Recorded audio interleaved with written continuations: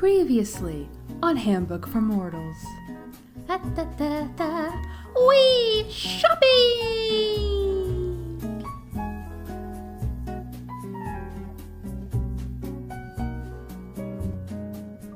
We rejoin Sherry staying outside the bar Jackson's band is set to play at. Our poor girl's got a headache from having to dwell on so much. But don't fret, she's well aware of her current priorities. It's love triangle up, nya, and then getting anime blasted in the face, down, nya. Sherry also recalls for us the aftermath of her kiss with Mac from last chapter, when she could have just continued that scene before jumping to the mall. The order of events here, my god. So yeah, they kiss, roll back to town, and Mac straight up invites Sherry back to his place. Wow! Mac's already down to doing her hokey pokey and turning her ass around? That's what it's all about! Jesus, Sherry didn't just crack his dam, she blew it wide open! God damn! But Sherry's a good girl and declines the offer as not to ruin their romantic moment, out of the kindness of her heart. She's not like all those other girls, after all. Sherry and Mac haven't talked at all since then, so, since yesterday. And she's gonna treat the scene like it's no big deal unless he brings it up. This resolve helps muster up the courage needed to get her head out of her ass and enter the bar. A short paragraph of, woe is me, my baby face always gets me carded, which, yeah, I get you, same fam. Our femme predator spots her gaggle of boys. She planned ahead of time to arrive early and spend some alone time with Mac while Jackson's on stage. Sherry's not committed to either of them, and yet this gives off the vibe of an affair. She approaches the bar near the guys and plays a, I'm just gonna stand here until you notice me game. It doesn't go as planned as band member Tim swings in from behind with Jackson in tow. Jackson hugs Sherry, which she rates as, it was nice. Okay. Then he dives in and plants one right on her. Sherry's not sure how to take this. She's not sure how to take a lot of things, but wonders what Max thinks because he just had to have seen that. Unfortunately, she doesn't have the chance to peek over toward him as more band members show up. Quick hellos and introductions, and then Jackson asks Sherry if she plans to stay after the show, as she promised to let him buy her a drink. Now, okay, I actually looked back last chapter to fact check this because I don't remember, it was so long ago. And while there's talk of a drink offhand, no promises were actually made, so, cool your jets there, buddy. I may detest Sherry, but it's just bad form to corner and guilt trip a person into a can't say no scenario. Or I'm just reading too much into this because I'm also coasting along on the anti-Jackson train. Both are possible, and both are likely. Little aside, Sherry calls back to a rather esoteric joke Jackson told her the day they probably met back in Chapter 3. She tells us that Jackson laughed immediately, catching the reference. Yeah, okay. 1, I doubt Jackson would remember such a casual-sounding line from months ago, unless she's saying it right back at him. 2, I doubt your target reader base would catch the reference to some hokey-ass Richard Marx power ballad from '89. That song predates me, and I'm already veering off to Boomerville. Anyway, the band goes back on stage for final preparations, and it's time for round 2 of groupies to congregate around Sherry. Mac gets to her first because, of course, he hugs her tight and whispers in her ear, looks like Tad was right again. Jackson definitely is hitting on you. Yeah, dude, I'd say so. Shoot. Jackson could prop Sherry up onto the bar, plow into her in front of everybody, then immediately propose to her after her, and Einstein over heel be like, yeah, I definitely think Jackson is crushing on you now. God damn. Sherry pulls away from him slightly and is like, jealous? Nah, honey, he's just really into stating the obvious here. Don't worry your pretty little bubblehead. Sherry's groupies, who are eager to greet their messiah, then bombard her. She makes note of Jackson, Tom, Tim, Mike, Dave, and this other drummer guy she's never even met prepping to play, as well as commenting how packed the venue is. Riley agrees and says how popular they are in town, and rumor has it they may get a record deal soon. Good for them. The MC then saunters on stage to work the crowd up, and a tidal wave of fangirls rush up to be in front. Way too much time is spent ripping on these lowly females flailing about, consumed by their listomania, as if Justin Bieber himself just stepped out on stage. But our Sherry's not like those googly-eyed girls, or those lustful, smoldering vixens, or that one girl playing too cool but looks the most desperate of the bunch for attention. Sherry's just above all that shallow nonsense. That is, unless her boys wanted to go up front, then she'll start shoving. However, she also doesn't want to give Mac the wrong idea by coming off as an instant groupie. Damn, girl! For having just a small amount of dating experience, you juggle these hooked fishies like such a pro! Like, this talent should totally be incorporated into your act. I am impressed by the amount of care you have into pseudo-two timing. The MC finally introduces the bands, the Plain White Tees. This can't be the same band. Please just let this be a crappy coincidence. They begin their set, and Sherry's all like, wow, it's like they're in sync and they all got the band back together or something. Oh, honey, in sync? That's your peak point of comparison? I mean, why? They weren't even the best 90s boy band. That title rightfully belongs to the Backstreet Boys. What about them in particular makes them, okay, Well, if anything, I'm envious she's affiliated with one of the cute ones. Nevertheless, she notices Mac chuckling at her witty comment, and if this is the same Mac from Chapter 1, then I assure you he's chuckling at you, not with you, dearie.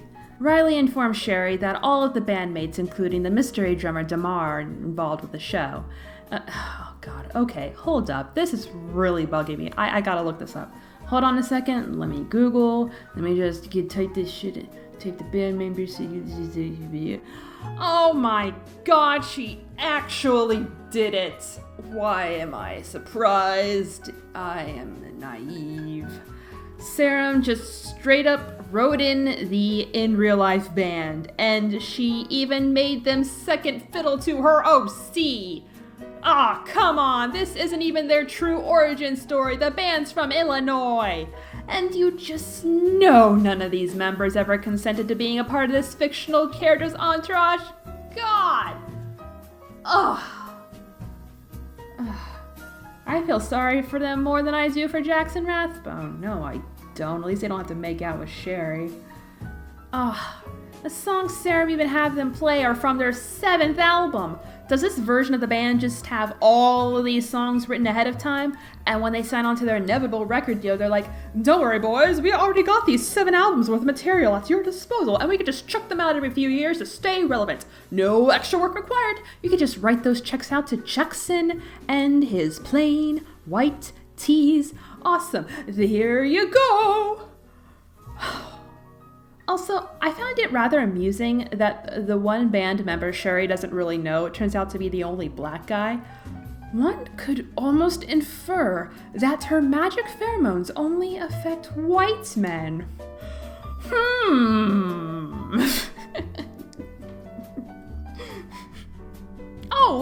Also, during the time between them setting up and right now, the band got offered said inevitable record deal. Good for them. Sherry sees Pete/Trig in the crowd and tells us that she now had proof of what I'd been told earlier. Pete is never late to work, but he couldn't get to a social event on time to save his life. Bitch, what? Where? I searched both Pete and Trig keywords, and no such statement ever appeared beforehand. You can't have a payoff with no setup, ya dummy. So the band's jamming out to their 2015 hits. The crowd knows every song because, yeah, of course. And Sherry's marveled that there are 400 people, if not more. Holy balls! How big is this bar? Yeah, no, 30 or 40 people max definitely seems more reasonable for this type of venue. Granted, I have no idea what this place even looks like. Like, is there a second story? What's the relative distance between the stage and the bar? Can the place be compared to some well-known venue to get a vague idea of the square footage? For instance, because this is the one thing that made me stop and do some mild research, some of the venues featured on Las Vegas's The Smith Center website are like, maybe roughly the size I personally picture this bar to be, or a little bit bigger. And their maximum seating capacity ranges from 200 to 240 something people. And that's seated comfortably, mind you. Theoretically, you can jam in double that amount if everyone's standing. But then I'd gander that would surpass the venue's maximum occupancy, so what I'm getting at here is that one should be cautious using exact numbers seriously. It can pull the reader out of the story and place the text under scrutiny. Well, in this case, further scrutiny. That, and having over 400 people crammed into this one space of indeterminate, but certainly not gigantic size, is for sure some kind of fire code violation. Everyone better pray nothing bad happens, because then they are fucked! Anyway, the band starts to play this exact song. Mac leans in real close to Sherry and is all, "You know, Jackson's a great guy, but he's so focused on the band. With someone like that, romance always comes third, after the band, and then work." Ah! Look at this slithery little snake. Planting words of doubt in Sherry's dim little noggin. Oh. She doesn't even notice this either. She thinks he's just innocently warning her about Jackson's priorities and not outright bashing him. Like an idiot. But her bubble brain's too busy processing all the crap from last chapter still, and she can only handle so much at any given time. Mac then edges Sherry aside and asks her right then and there, Do you think you like him? With a fucking crack in his damn voice? Who is this lame-ass goob? Do you think you like him? What the Like, is it possible to make your own character OOC? Or is this just how he really is? If you recall what Riley said last chapter, Mac only slept with his old flame Clara once and he was hooked. He was also the only one who believed they were ever in a relationship to begin with. Maybe he really is just a clingy child once you detonate that sturdy exterior. Or, and this is the scarier alternative, he's just especially susceptible to the magic pheromones. Then he's just an unwitting victim, in which case, yikes. Sherry ponders this question for a moment, her little brain dribbles sprinting into overdrive. She finally responds with an, "I don't know, but he did technically ask me out before we did anything, and I always keep my word, so..." And Mac's like, "True. Hell, Jackson asking you out was what prompted me to do something since I waited so long to make my move. I knew he was about to beat me to the punch." Dude, Max spent chapters in denial over his feelings. Then, when the two reconciled, we're just told they've spent a whole lot of time together. We haven't been shown that many moments between them, but Sherry tells us that she enjoys how she and Mac always seem to have frank and honest conversations, which may be because their first interactions had them both being very bold and straightforward and telling each other what was on their minds, typically with as much passion as they could muster. Passion, huh? Is that what the kids call it these days? You can't really be afraid to offend each other too much after all that, now can you? Maybe all relationships should start off that way. Yeah, girl, enemies to friends to lovers can totally be a solid foundation for a thrilling romance. I agree. Too bad that's not what this is. I will give it to Sherry for being affronted by Mac's reasoning behind his sole motivation in asking her out to go riding with him. He even says that he probably wouldn't have asked her out at all if Jackson didn't hit on her. What an asshole! But then she immediately replies with, "I like that you answer honestly. And I think this would have been a fine line if she said it sarcastically, because, like, he just admitted to asking her out under pretense. I'd be pretty pissed. I am pretty pissed. But thanks. I always found it easier that way, Max said sincerely. Tells me that they're playing this straight. And rather nonchalantly. Now, I miss them screaming at each other. At least there was emotion there between them. God. The conversation ends there, and Sherry's resolved to consult the cards about all this when she gets home. The two don't talk about this conversation, or frankly at all anymore, for the rest of the night. Mac regroups with his bros, and Sherry is left alone with her multitude of complex thoughts that are just bouncing around in her empty head like a Windows Vista screensaver. Eventually, the band starts to close out their set with this number. And Sherry can't shake the feeling that the song's about her. The chorus felt like it was being sung just for me, and Jackson's eyes were definitely at mine while he sang. She glances over toward Max to only see him staring right back at her. You know, if this whole damn event happened later in the story after we've read more fluffy chemistry-filled scenes between both pairings, this moment would carry so much more weight. But as it stands now, they both come off as creepy-ass stalkers. Sherry's pulled out onto the dance floor by random co-workers for the final 3 upbeat numbers to boogie out those pesky thoughts rattling in her noggin. The concert finally ends, and the band signs CDs and takes pictures with fans for a while. Jackson and Sherry finally have some alone time to eat, drink, and chill. We chatted as we ate. Oh, cool. What'd you talk about? I was quickly learning that he was very easy to talk to. Okay, well, you know, I'd appreciate seeing for myself y'all's potential chemistry. And was actually very funny. So, what did he say to make you genuinely laugh? Although I hadn't planned it, I found myself flirting with him. Girl, dish out your smooth one-liners for us in the back. I promise we'll laugh with you. ... We talked a lot about music. He suggested I should come up sometime and play a song with them during a show. I joked that I wasn't sure he could afford me, but agreed that it would be fun and said I would sometime. Oh my god. Write out their conversation, Sarah. Write out Sherry's flirting. Write out Jackson proposing to be the Bradley Cooper to her Lady Gaga. Show me the fluffy shit in real time, ho! While Sherry and Jackson continue to chat over God knows what, Sherry peeps over and catches Max staring right back at her. Again. But this time they share a smile. Thank God for Tad, words I never thought I'd say, for loudly proposing he and Mac call it a night and take Riley's plastered ass home. They bounce, with Cam and Zeb following close behind. Sherry continues to hang around with Jackson till the wee hours of the night. It was much easier to relax around him once Mac was gone. Even though we never see them say a damn word to each other. End of chapter, and oh my god, there was so much to unpack with just a single event. What a train wreck!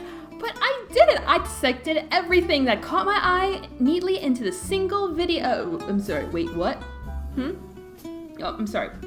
That's not the end of the chapter? What do you mean there's more? What do you mean that was just half the chapter? Well, how was I supposed to know that gathering those 3 airheads together would garner this much stupidity? Balls. Alright, sorry, never mind. What I should say is end of part 1. Join me for part 2, where Sherry schleps back to her apartment to have girl talk with her spirit animal via tarot card divination. More stupidity is sure to come. Yahoo! Why, hello there. So nice of you to drop by. If you'll please become utterly entranced by this crudely drawn hip swiveling, I'd like to deliver my ending spiel. Thank you all for watching. If you like what you see, and how can you not, look at these hips go. Please consider supporting me on my Patreon, where you can get 1 day early access to all upcoming videos, as well as the entire uncut audio of book reviews. You can hear me yap for almost double the amount of time. You can also vote for the next novel for me to suffer through or enjoy. I'm at y'all's mercy after all. I can even draw sketches for you at child labor prices. Oh, I jest. Kinda. If you're unable to support me on a subscription basis via Patreon, and I totally understand, I also have a Ko-fi page tip jar for your instant generosity needs. You do you, boo. No judgment. Finally, a like and subscribe still goes a long way. I'm eternally grateful for any and all support. You may now peel your eyes away from this sexy, sexy penguin body. Remember to stay hydrated, friends, and take care.